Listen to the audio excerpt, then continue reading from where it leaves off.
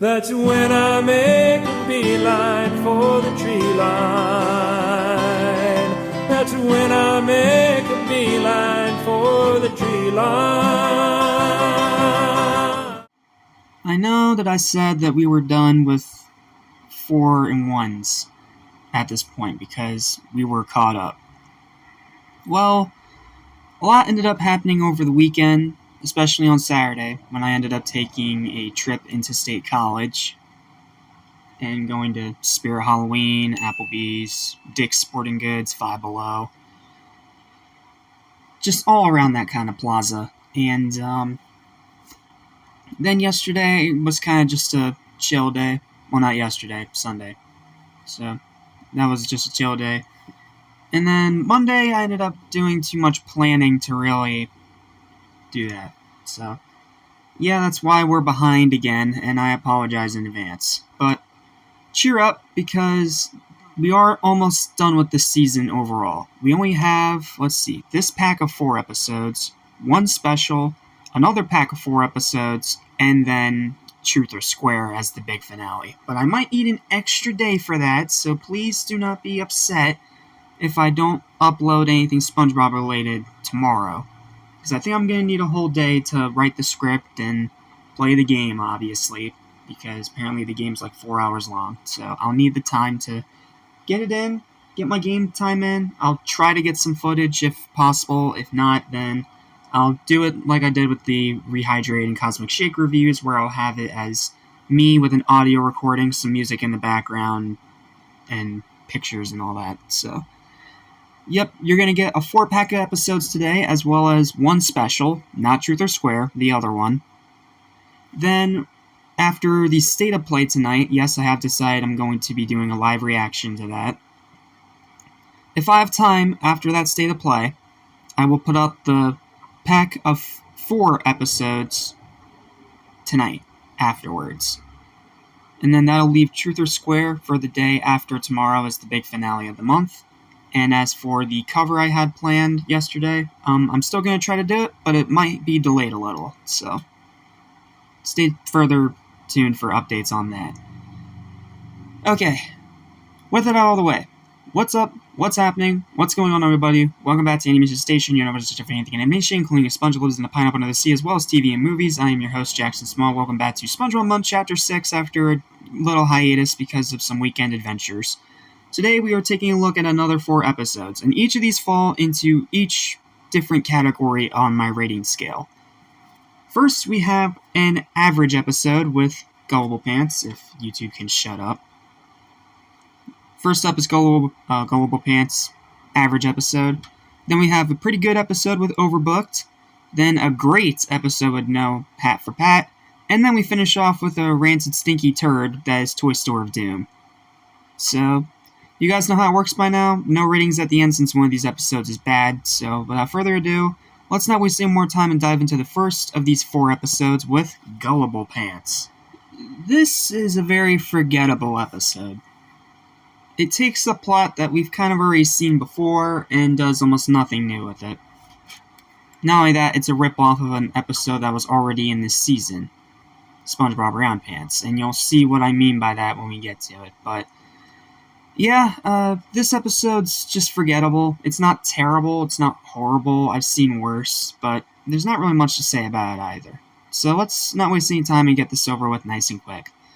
So, in the episode Gullible Pants, SpongeBob is left by Mr. Krabs to be in charge of the Krusty Krab until he gets back from a manicure.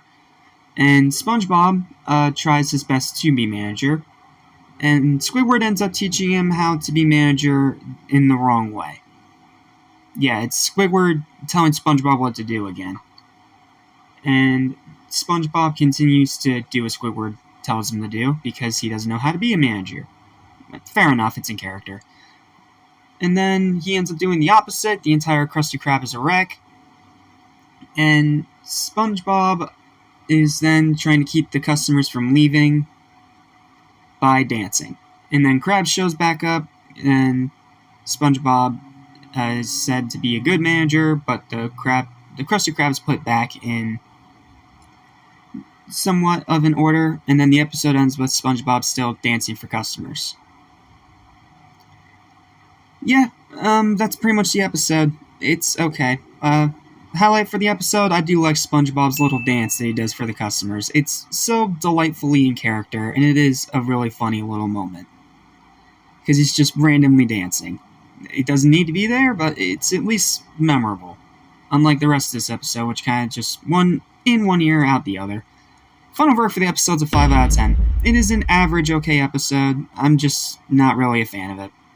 It's very forgettable. I forget it pretty much every single time I'm going through SpongeBob episodes, and I'm like, oh, it's that one. Yeah, I've seen it before. Why don't I remember it? Because it's not really an episode worth remembering, unfortunately. So yeah, 5 out of 10. Not a fan of this episode, but I've seen worse. Alright, let's move on to the really good episode now, Overbooked. This is one of those episodes that I've actually been looking forward to rewatching, because every time I've seen it beforehand, I've always really liked it, and it's always been seen as one of the better episodes of the season. Watching it again? Yeah, it's still a pretty good episode. I can't call it like the most amazing thing ever, and it's not great for one specific reason, and we'll get to it. But the rest of the episode, it's actually pretty good. So, a decent bit to talk about with this one. So let's dive right in. So in the episode Overbooked, SpongeBob is making all these plans to help all his friends out simultaneously that evening. And the rest of the episode is him kind of just bouncing back and forth between all the different friends he needs to help. Patrick with his birthday party, Mr. Krabs putting together a telescope, and Sandy with a big science presentation. And, we've seen these plots in animation before. It's nothing new, but it is interesting to see how SpongeBob tries to juggle this kind of plot. And honestly, it's done pretty well. With the exception of one thing, and that is that Patrick is a horrible, rancid turd through the majority of the episode. And he's the big reason why I can't call this great. Because Patrick in this episode is an ungrateful, controlling little turd. So, yeah. Patrick almost single-handedly sinks the episode. But the rest of it's pretty good. I think they do a very good job with the concept, and it does have a really sweet ending. I have 3 highlights for this episode because there are some pretty great moments. The first one is right at the beginning when Sandy calls SpongeBob over to help with the presentation that night, and when SpongeBob ends up rambling a little too long, Sandy breaks the fourth wall by literally jumping over the transition to yell at him. It's a goofy little visual gag. It's one of those like blinking you'll miss it kind of things, but I like that part. It's pretty funny. Then the second highlight is when SpongeBob needs to get a cake for Patrick's party, and the only cake that's available at that time is one that says, "Sorry about the scabies." Like, again, it's so random, but it fits SpongeBob so well. Like, it is such a funny little one-off joke. And then my final highlight is the ending, when obviously SpongeBob snaps from under all the pressure, and then he explains to everyone that he couldn't just say no.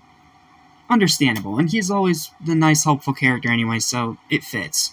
And to be fair, all of his friends actually forgive him for it, and they're not super mad at him, and they apologize for, making him stress out so much. And then the episode has an even sweeter ending with how Sandy's invention is actually a duplication machine, which allows him to be in more than 2 places at once. And then it ends with SpongeBob falling asleep from exhaustion inside of the duplication machine. It's a sweet ending, and it's a really good episode. There's good writing here, and if it weren't for Patrick being a rancid turd, I would probably put this up higher. But as it is, this is a very strong 7 out of 10 episode. I definitely recommend giving it at least one watch. Just be aware of Patrick being an unlikable, I'm not going to say the word because I already said it 1,000 times, but just be aware that Patrick is terrible in this episode. Outside of that, it's actually really good. Definitely give this one a watch. Alright, let's go from good to great now, because now we gotta talk about No Hat for Pat. This is by far one of the funniest, most memorable, and most entertaining episodes of Season 6, and mid-season SpongeBob in general. I have always loved this one, and it is easily one of Patrick's best episodes. Especially after watching all these episodes of him being terrible. So, yeah. This episode is fantastic, and we have a lot to talk about with this one. So, let's dive in. So, in the episode No Hat for Pat, Patrick wants his own hat. He wants to have a job, a purpose. And at first, it doesn't go very well because he's supposed to hold up a sign, but it ends up going horribly awry. But in a way that feels kind of like a throwback to classic SpongeBob in a way. But it does end up working. Krabs does hire Patrick at the Krusty Krab. He finally gets his own hat. But then he's apparently too nervous because now he can't stand up. And then Krabs is making money off of Patrick constantly flopping. And it is funny to watch him continuously flop over and over. Especially at one point when he starts doing little poses right before he does it. It's pretty funny. But then SpongeBob can see that the toll this is having on Patrick, and SpongeBob, for his credit, does want to go up to Krabs and, tell him off about it. But Patrick begs him not to, because he enjoys having a hat and he enjoys having a purpose and a job. And it's really sweet, the way that SpongeBob promises not to tell Mr. Krabs, but he's still very concerned for his friend's safety. So, very sweet moment. And then later on, in the big finale of the episode, we have Patrick about to jump off a diving board into sea urchins. Ouch. But he makes Squidward hold his hat, and apparently he can't jump off without it. But then he does get the hat, and everything goes awry, and Krabs loses all his money, Patrick gets fired, but it has a nice sweet ending, where SpongeBob allows Patrick to wear his hat anytime he wants. It's a really sweet episode that actually reminded me why SpongeBob and Patrick are such a good duo, when they're written correctly. Because they have this really sweet friendship, and it's just really nice to have an episode like this, especially in mid-season SpongeBob.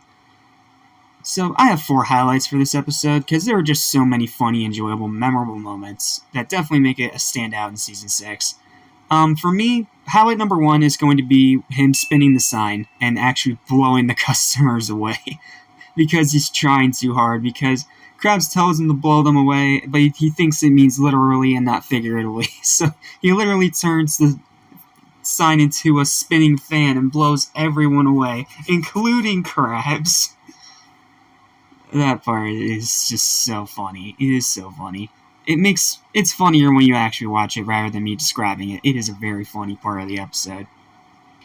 Then, SpongeBob is concerned for his friend, and there's that sweet moment where Patrick begs him not to tell Krabs about, what's going on. And it's a really sweet exchange that does remind you of their genuine friendship from, again, like classic SpongeBob. Then we have the third highlight, which is by far the finale. The part with the sea urchins is funny, especially when Patrick asks Squidward to push him off of the diving board manually, but instead Patrick magnetizes to it, flips under it, and Squidward ends up diving into the sea urchins, and then the hat just spins in midair. Patrick grabs it, he finally falls off, and then he ends up falling on top of Squidward on top of the bucket of sea urchins. Oh, that's funny. And then, of course, Krabs getting all his money and his suit ripped away, which, funny. Very funny.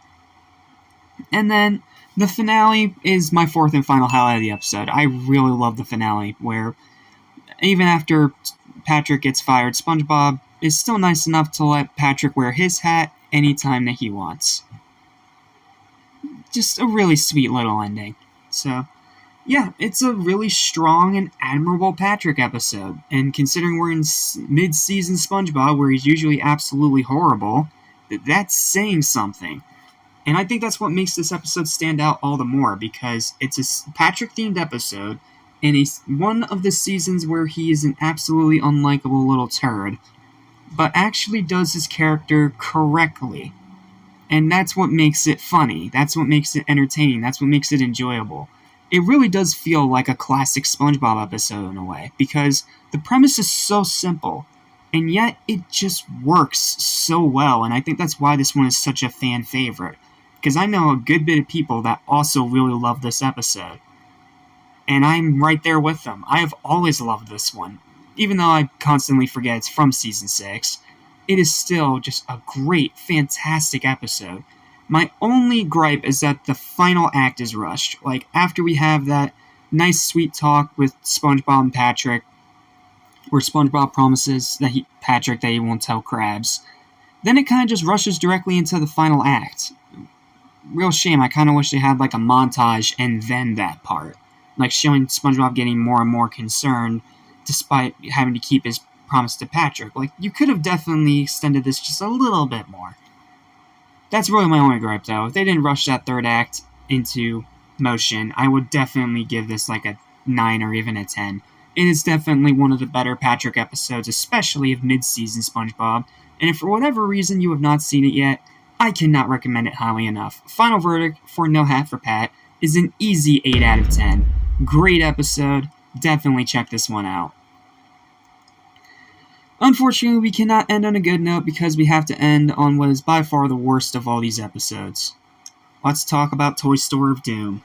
You know you're running out of ideas for episodes when you have to literally start stealing plots from other shows on the same network. Because, for those of you that don't remember, Rugrats did an episode that was very similar to this, and it was actually really good. That's probably one of the most beloved fan favorite episodes of that show. But when SpongeBob did it, they miserably failed. And we went now from a great Patrick episode to one of his absolute worst. So let's talk about it. The episode starts with SpongeBob and Patrick bored in Squidward's house. Literally no other reason than to kill time.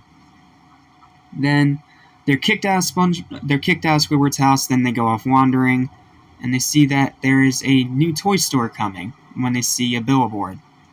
But they see it's not open yet, and they start crying. You know, always a nice addition to any atrocity. Then the toy barrel finally comes when the construction worker sets it down in place, and the construction worker throws them inside. I do like the little bit where SpongeBob throws himself inside. That part is funny. And they do have a little bit of fun in the toy store. You have SpongeBob off-key singing for no reason about the toy store. Okay. And that's when they hear that it's about to close. But that's when Patrick comes up with the idea of just staying inside the toy store all night long. And the way that he starts this is the way that he's like, "What part of never don't you understand?" In other words, he's back to being a condescending douche.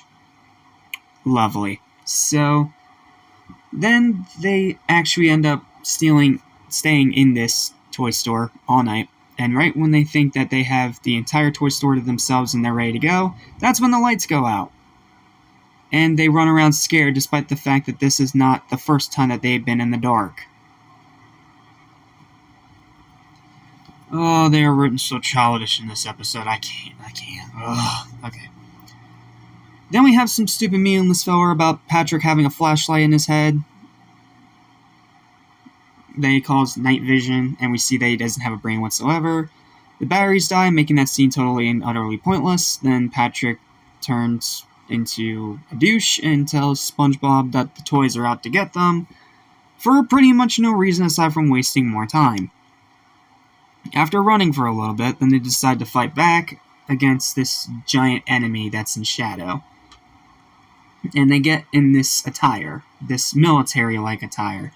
Except, instead of bullet belts, you get bubble belts. And, yeah, this moment, this look is iconic in the show. I do get that. It is in Cosmic Shake. It has been referenced several times. But I don't know. I was never a fan of this look. I mean, it's a cool idea, kind of making it like a kid-friendly Rambo, but I don't know. Something just felt missing. Not to mention the episode it comes from is terrible, which probably doesn't help.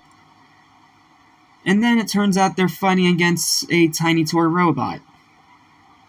And after their bubbles fail, then they turn into scaredy cats again. But that's when the robot shuts down, then Patrick rewinds the thing, they run out of the toy store. Patrick goes on a long rant in front of a bunch of children about how the toy store is a horror show. But then he sees it's open and runs back inside.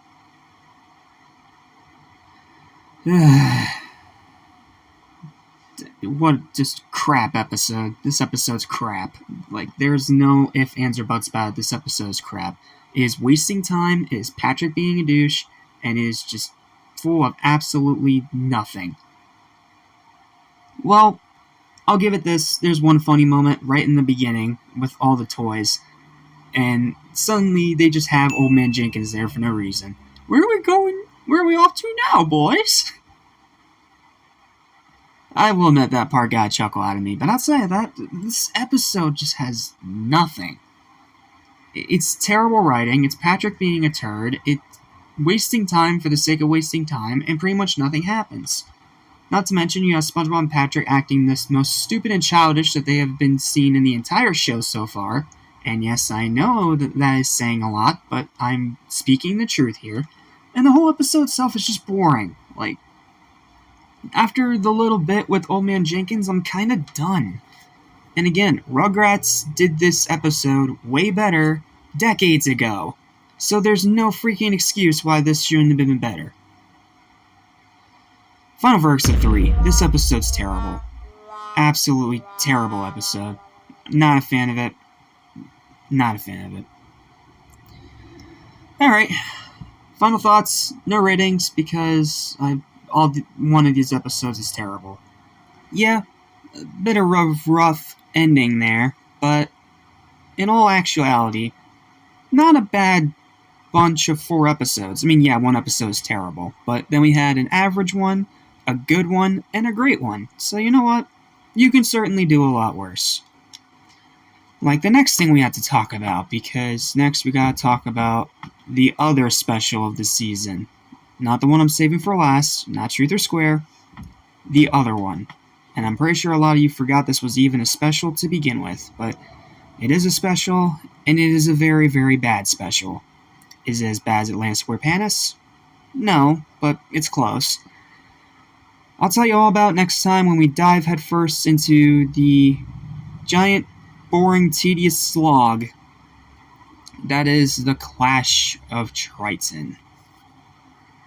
Lesson I'll soon forget. So listen and you won't regret. Be true to yourself, don't miss your chance, and you won't end up like the fool who ripped his pants.